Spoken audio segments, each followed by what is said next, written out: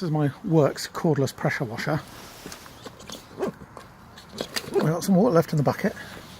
So that's the hose that just squeezes, that just drops in the bucket. Battery pack, and this is the unit. The bike's pretty filthy. So, to show you, quick blast, and this is a high pressure setting. Press the button. As you can see, this will go off quite nicely. So this is not full on wash, it's just a rinse. Get all the rubbish off it. It's got a half pressure setting. It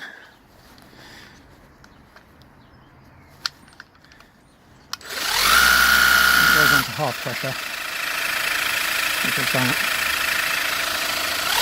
I use full pressure. You can change the nozzles to different jet sizes.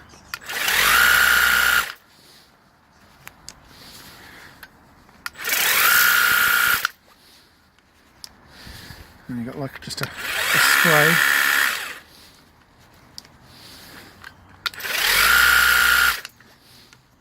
As you can see, old selection. I'll leave it on about that one. And that's about it really. The Worx, one of them. Hydroshot.